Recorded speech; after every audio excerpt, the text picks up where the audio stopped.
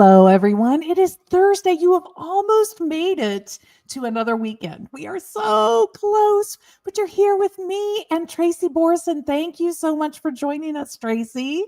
And My pleasure. if you're with us, look, you know this show is for you.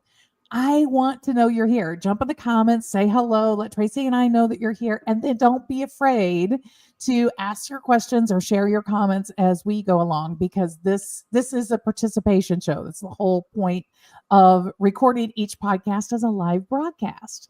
So Tracy, I know you, I love you. If you are not connected to Tracy, I'm going to put her LinkedIn in it right now. Tracy hosts some of the best community conversations available to anyone on LinkedIn. But Tracy, you tell everybody who you are.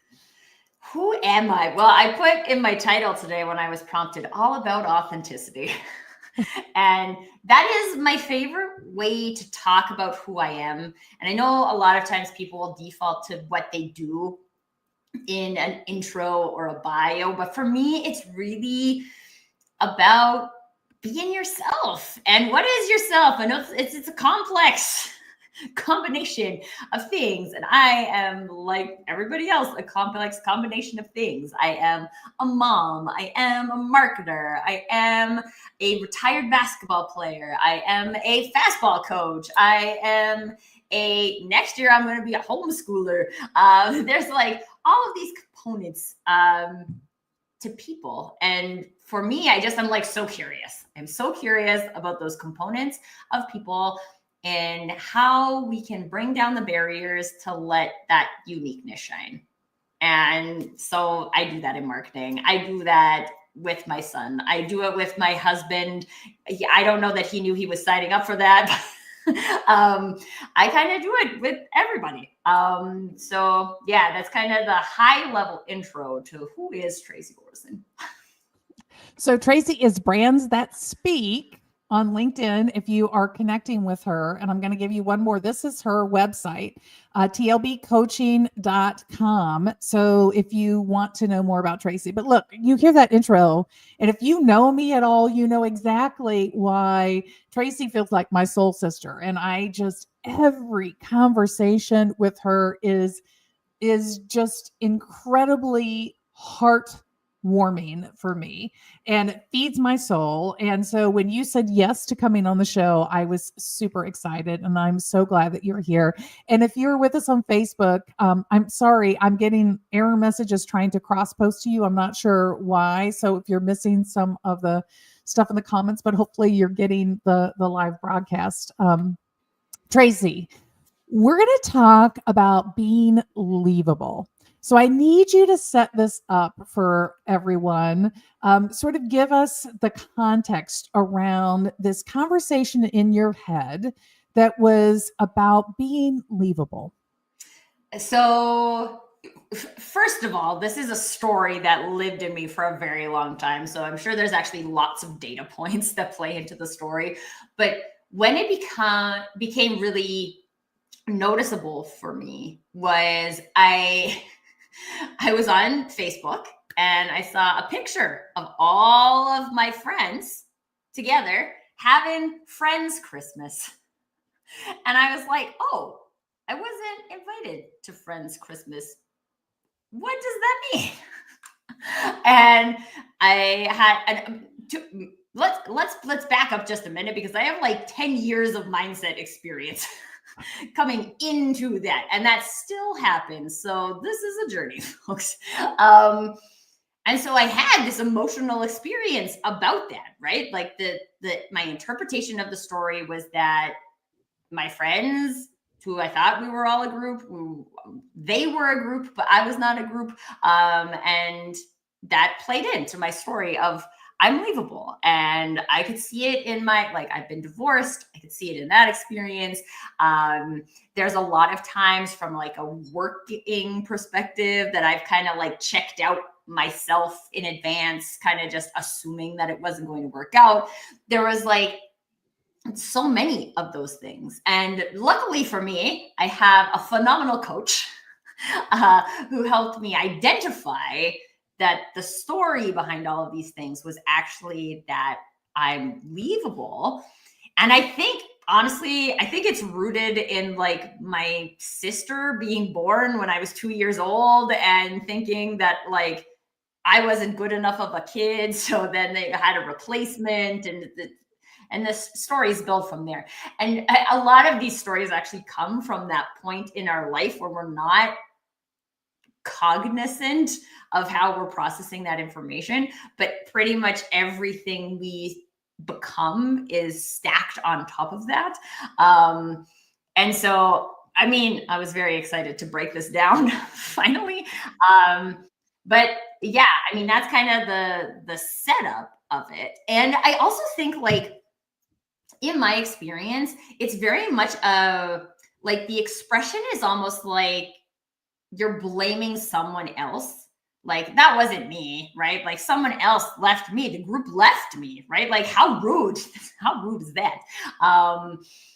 But the underlying story that's creating that interpretation is really where those emotions come from. So, I mean, there's a lot to dig in there. You let me know what direction you want to go. Well, I think, first of all, let's just name this is something that is very common. Everybody has had some experience in their life where they looked at what was going on outside of themselves and they felt left behind. Right? I mean, your colleagues have gotten together for lunch at work, and you're out grabbing lunch by yourself, and you see them all together, and you think they didn't invite me. Why? I had an Why? experience on Mother's Day where my sister and my mom and my grandma all went for lunch, and I wasn't invited. And I was like, "What is that?" So And personal experience as well. yeah, so I mean, it happens in all areas. You see friends out, all of those things. You see things on social media. Social media creates a lot of FOMO for people, right? It's true. And And there's people who are out there specifically trying to create that for people. Yes. This idea that I'm going to get left behind and not be relevant anymore, or not be part of the in group or whatever it might be.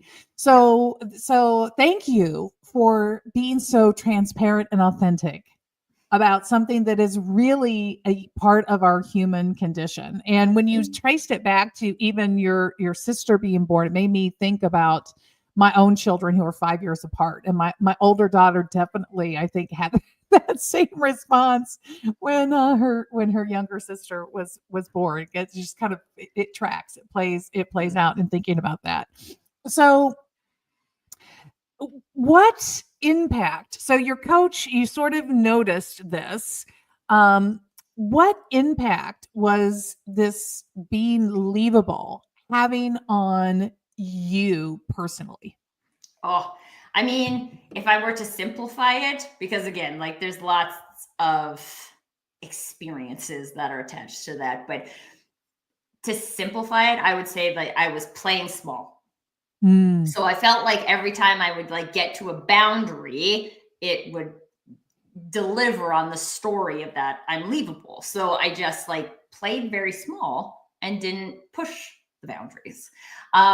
Except the problem with that was that I always wanted to push the boundaries. And I think a lot of us, when we think about these concepts of like abundance, right? Abundance is big. Abundance is playing big, and it's having lots of things, including lots of emotions, and not necessarily only positive emotions. But like we create this like such a tiny box for us to be in, and our brain is telling us that that's safe, right? So it makes sense that we do that. But then there's something about that box that just is like, this doesn't feel good, right? And so like my brain is saying it's safe, but it doesn't feel safe. And so this is where like I find coaches to be extremely helpful, because one, their job is to observe things in you that seem like they are not tracking, where you said like, I'm signing up with this coach, I want to track in this direction. And so their job is to say like, ooh, let's just rewind that and explore what's happening there.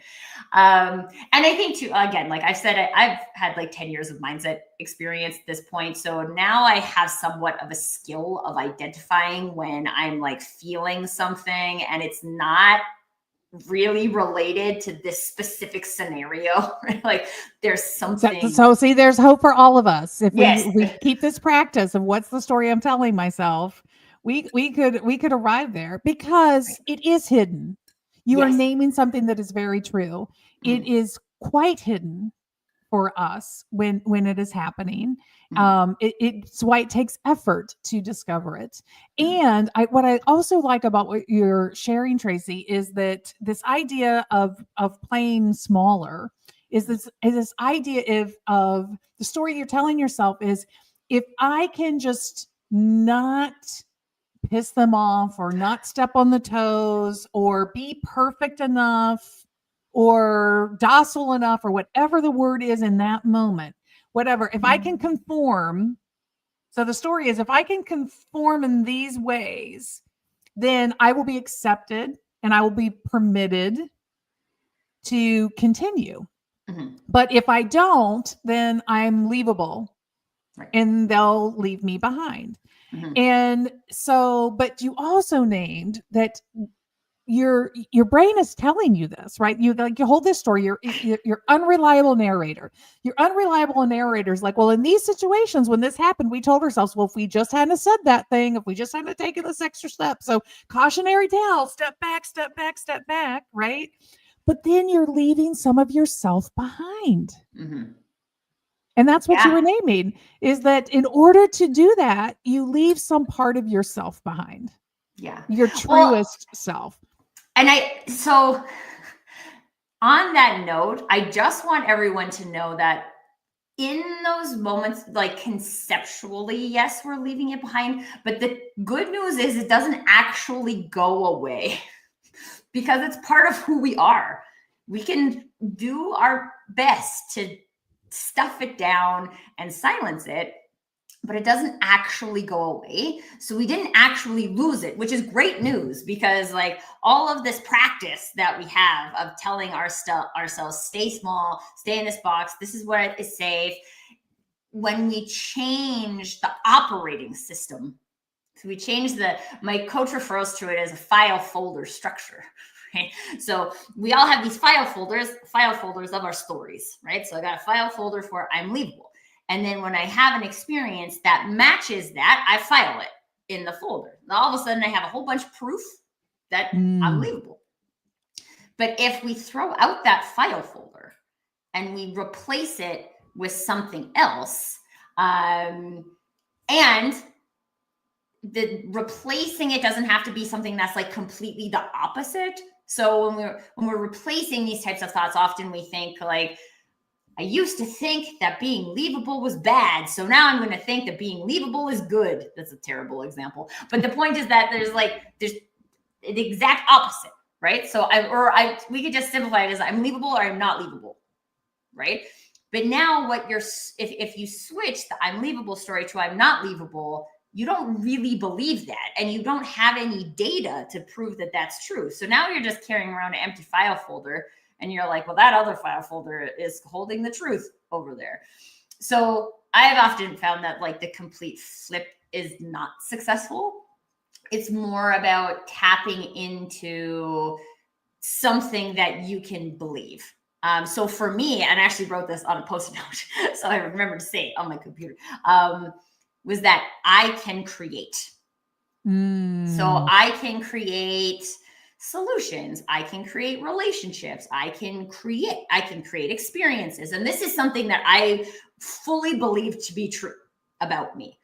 So now if I take this experience with my friends, and instead of filing it into the I'm leavable file folder, I file it in the I can create folder, all of a sudden I'm like, oh, well, I wasn't trying very hard to create connection with those people this year. So maybe I was like the proof edited, but like I can create. What can I create? And then I also get very excited about creating things. So then I'm like, I ooh, love that. This idea of saying, hey, I just discovered that I do care about being in community, spending time with these people. What am I willing to create to get there, right? yeah, it was So- super interesting because my journey with that was that like I felt leavable. So then my response was to leave the group, right? Like the group made me feel leavable. I blame them, so I will then leave. But I was like, I actually want to build relationships with all of these people. And I would say in the last, so like that happened at Christmas, we're now in April. I would say I have a much stronger relationship with all but one of those people since then, because I realized that I was showing up as leavable. And now I'm like, oh, I'm going to show up as create the relationship with these people that I want. And it's really cool. And hi, Craig. Good to see you.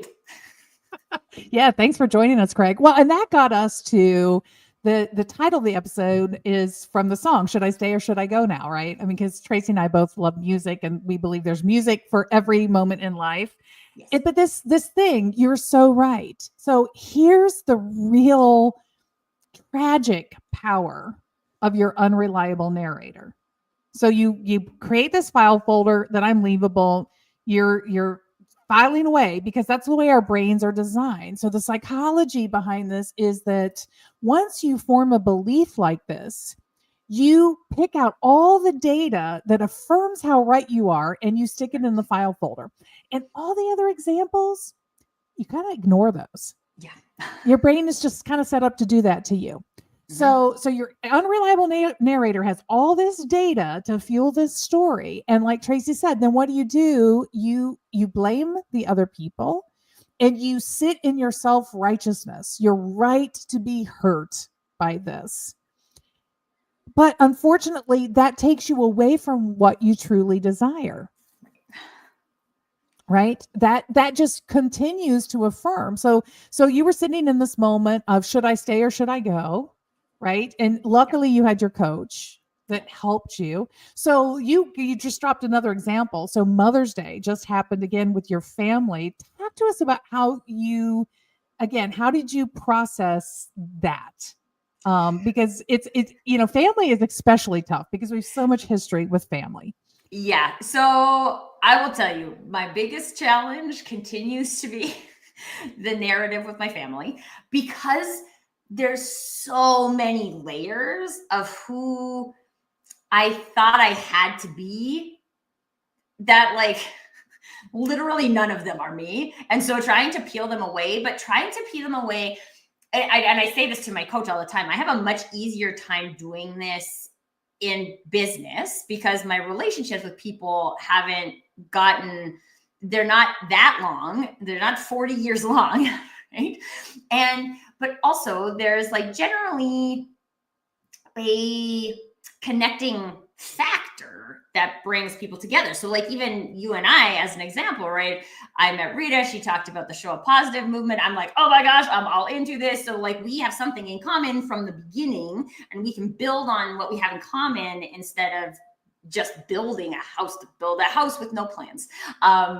With our families, we don't actually have that. And so we are born into a family that we didn't choose.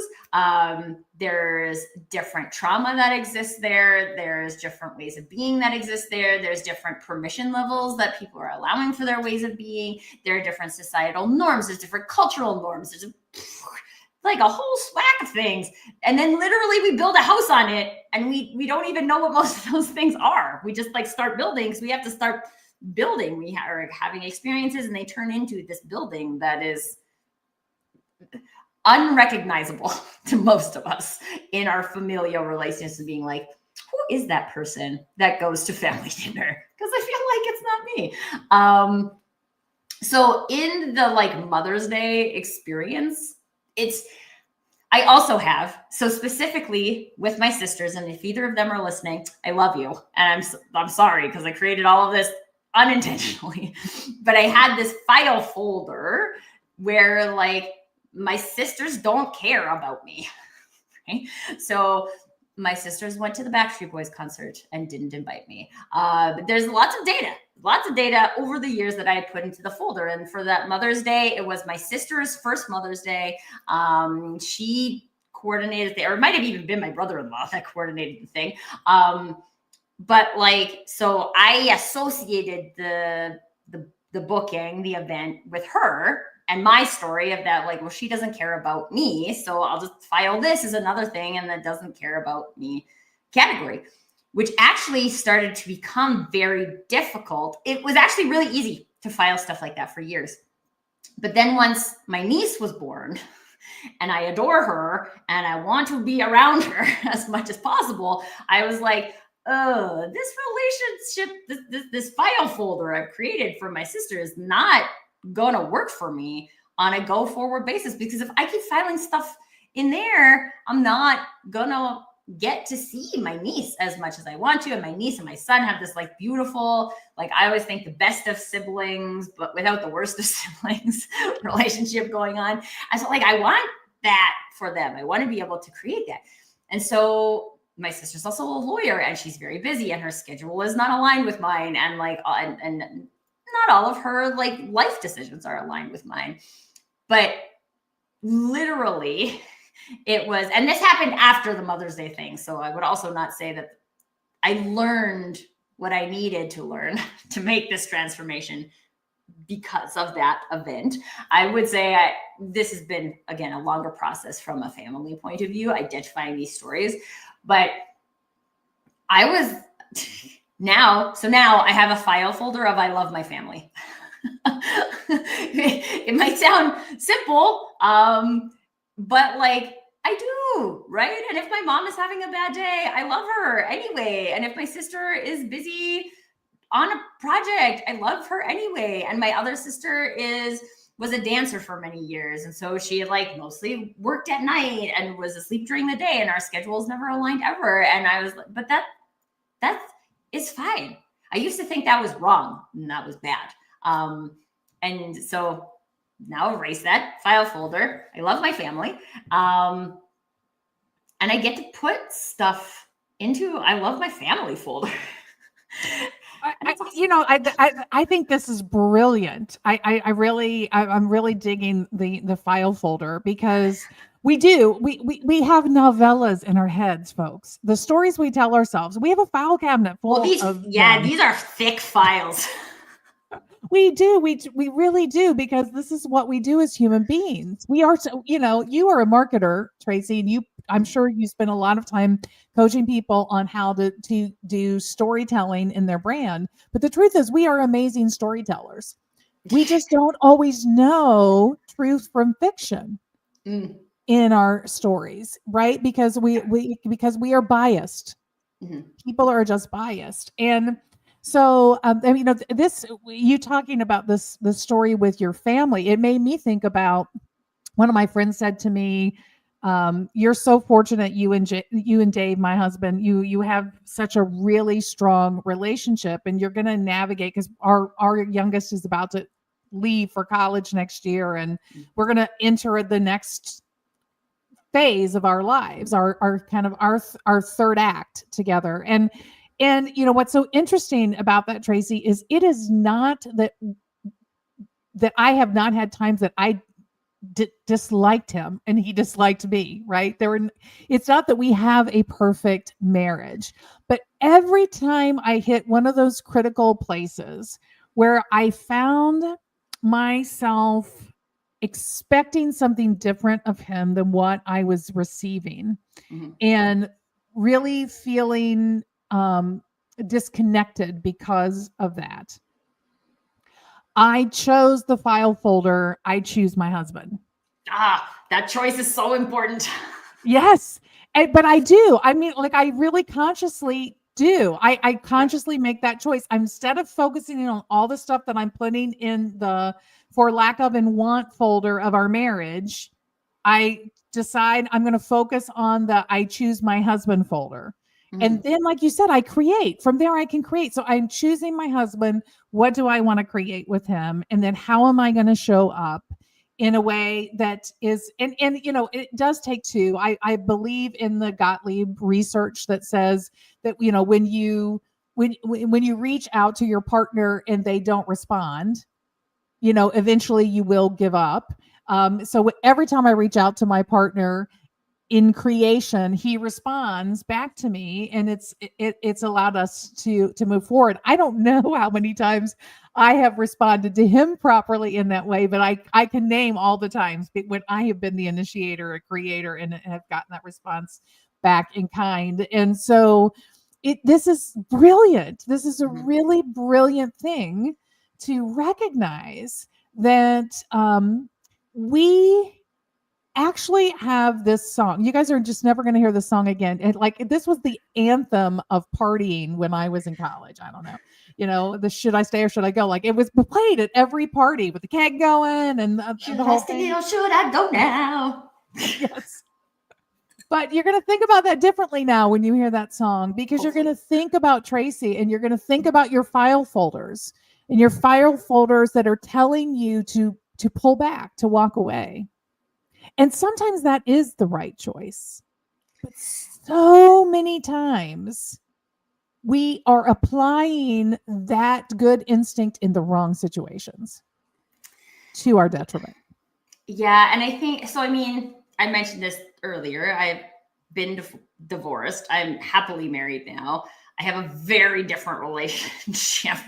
But I also made a very intentional shift between those two things to say, I will not trade who I am for another person.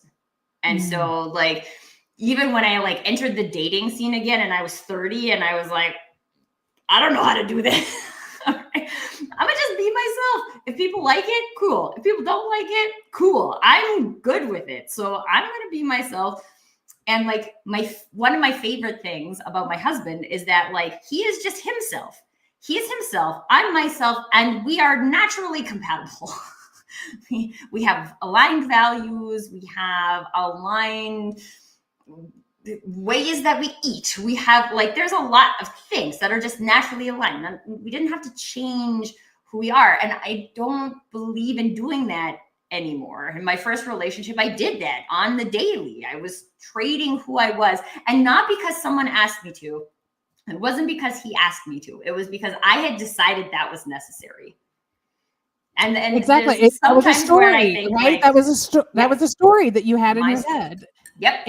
And as long as you're carrying that story, doesn't matter what relationship you're in, what job you're in, that it will manifest that way until you change the story. And I think the also important thing to remember here is that changing the story feels easier, one, after you've done it a bunch of times, right? I've done it a bunch of times. It feels easy for me now to just identify a story that's not serving me and switch it to something else, turn it off. But the first time you're doing that, the first step is to notice you're telling yourself that story. And so that access becomes available in space.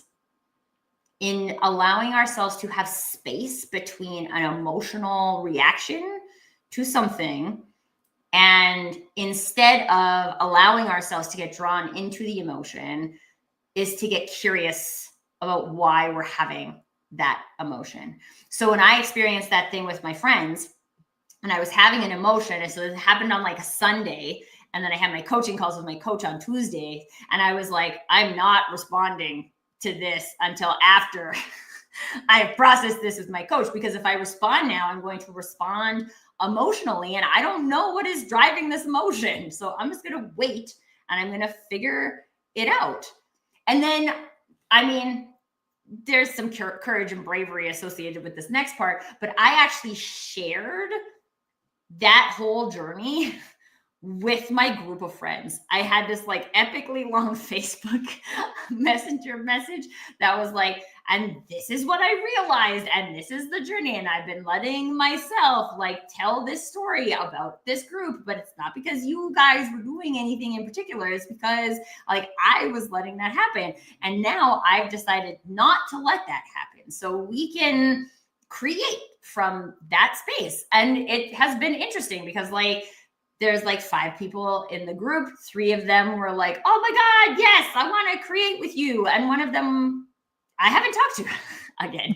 And it's okay, right? It's okay because I want to create. And if that person needs me to create space for them, I can do that. And that's part of how I can contribute to the relationship. But even then, like I want to just quickly go back to the file folder about choosing your husband, right? Because I think what we forget is that when I have a moment that I could file elsewhere, right? Like we started having cleaners come to our house, and the last time they came, my husband left his underwear on the bathroom floor. And he's like, there's like one day you need to pick up your underwear. He'll be terrified that this is on a podcast. But like this, I could put that into a WTF folder, or I could put it into the I choose my husband folder. And like, I can choose to put that into I choose my husband folder. And like, now it's funny to me. It's not stressful. I don't have like that's wrong emotion associated with it because I put it into the I choose my husband folder. And so again, when we get to the point where we've identified the folder and we want to change the folder, there's actually we could put whatever we want into that folder. We don't have to have both folders. We don't have to be like, well, I'm going to file this here and I'm going to file that there, and we'll see which folder is fattest, and then that will be the truth. Wherever you decide to file stuff is the folder that's going to be the fattest. And then I always use the phrase, I talk about empowerment a lot, right? So when you're having a thought, is that empowering you? Does it make you feel good to think that thought? And most of the time, I will ask it in a scenario where the answer is no. It doesn't feel good. It doesn't empower me. It doesn't make me feel more powerful. It doesn't make me feel bigger. It makes me feel small. It makes me feel angry. It makes me feel frustrated. And so we can keep thinking that, or we could use our brain to think a different thought. I like to call this the Dodge Caravan phenomenon.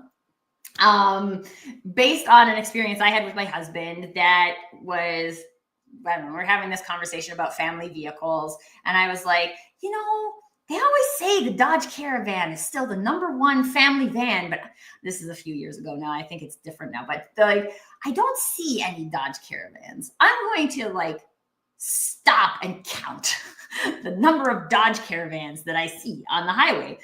And in 10 minutes, I counted 37. And I was like, okay, there's a lot. This enough, right? And the point being, when I'm not looking for Dodge Caravans, I don't see Dodge Caravans. But as soon as I'm looking for Dodge Caravans, I see them. And my son is playing the punch buggy game right now with Volkswagen Beetles, and all of a sudden there's Volkswagen Beetles everywhere. And I'm like, I did not realize this, right? Because we see what we're looking for. And so then we become cognizant about our folders and looking for stuff for that folder, then we see those things. And the gift of being upset, right? There is a gift there when you take this approach that you're talking about, right? Because the gift is the alarm. Hello, you need to tune in, right? I mean, what happens so often is when we get upset, we allow the upset to sort of tsunami us, and we've fallen into this habit of needing to justify our right to be upset. But when you begin this practice of really starting to uncover your stories, instead of feeling like you need to react and respond in the upset, you just see it for what it is. This is important information. Something I care about is happening right now. And the way it is happening is upsetting me. So now I need to get curious. Why is it upsetting me? Because inevitably it will be some misalignment of expectation. Right. That is happening. And then you have a choice of, can I see this differently? Why do I hold that expectation? Does the other person know I hold that? Like, there's a whole universe of exploration that is available, but it only matters because you have this feeling of, this is causing me stress, this is causing me upset, this is causing me anger, whatever the emotion, the negative emotion would be. And so I love what you said earlier, because it is not about abundance, is about feeling all the feelings. Yeah. It so totally is. But Yeah. it is about keeping all of them in perspective, Mm-hmm. right? How we choose to see the perception of that. Well, we are coming up on our time, and gosh, Tracy, it's like every conversation with you, there's so many more layers of depth that we could get into in this, but you have given our listeners so much good insight here about how to start shaping a practice that they can really work on. And so listen to what she said. You're not going to do it perfectly. None of us do. I don't do it perfectly. It's a practice that you go through. You get to name everything, and it is. But at the end of the day, where I want to leave people thinking about is this, and then I'm going to let you close the show, Tracy. At the end of the day, imagine that you are lying in the hospital bed, taking your final breaths. And which are you going to care more about? This huge filing cabinet you have filled with all the slights that have happened to you, or this huge cabinet you have filled with all you've created that you wanted in your life? And if you're not careful, if you're not paying attention, if you're not questioning the stories that you are telling yourself, you're going to end up with the huge "Done Me Wrong" compilation instead of the "Watch Me Create" compilation. And Tracy just gave you everything you need to know to get started on that journey. Tracy, close the show. What would you like to say to our listeners? I would just like to say, let's remember that we are telling ourselves a story. We're always telling ourselves a story. So let's be cognizant of the story that we're telling, and remember that we are the creator of that story. I'm going to share one more example. My son, he just turned 7. And for a little while, he kept using the phrase, "You're making me angry." And I was like, no one can make you angry. You can be angry. You are angry. That's a thing. That's true. I'm not negating your experience. But something made you angry. It might be something someone did, but it's because of the expectation, because of your story that's associated with that thing. And so long as we are taking that experience and making someone else responsible for fixing it, it will not go away. As soon as we take that responsibility back and we say, "That red flag, siren, I'm feeling anger, I'm feeling anxiety, I'm feeling stress, I'm feeling sadness, and none of these things are bad, but this is generally when our alarm goes off. What's up with that? What's making me feel anxious? What's making me feel angry about this?" And is it, if we peel it back, we will get to the point where this is a story we've created. And so I just encourage everyone to go on the journey. I know it can feel hard. It's not easy. I've been on mine for 10 years. I'm still learning stuff. I anticipate to learn stuff for my entire lifetime until I die. And so let's go together, right? This is what this podcast is also about. Let's not do it by ourselves. It's very difficult to do by ourselves. Let's go on the journey together so we can identify more stories that we're telling ourselves. Oh, my Facebook people finally got connected back in. Okay, listen, if you are a small business owner, Tracy has this amazing YouTube program, Crazy Stupid Marketing. You should go over and subscribe and follow along. Chris, early, I want to say thank you. Chris was reminding us that we are imperfect processors. Our brains do not function perfectly. So much of this is about accepting our own imperfection and the imperfection of others. That's the story of perfection. ties us up all the time. So I have a couple of announcements I want to share. One very exciting one is today at 5 p.m. The story I'm telling myself goes live with our first episode ever. So episode number 1 with Karen Louse, it goes live at 5 p.m. today on Spotify, and then it will, within 2 hours, it will be dropping out to all the other podcast platforms.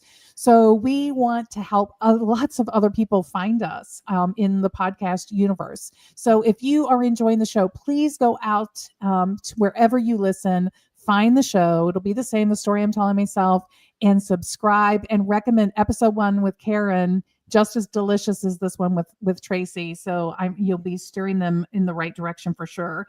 And then come back on Tuesday at 11:30.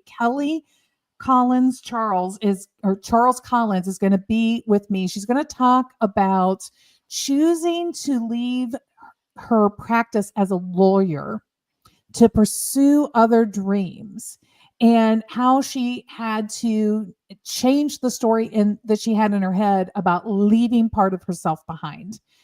So any of you in career transitions, if you know, especially like students that are going to be graduating from college in May and are going to be trying to find their first job, they're going to be going through this same transition of letting go of their identity of a student, but there's good stuff there that they're going to want to carry forward with them.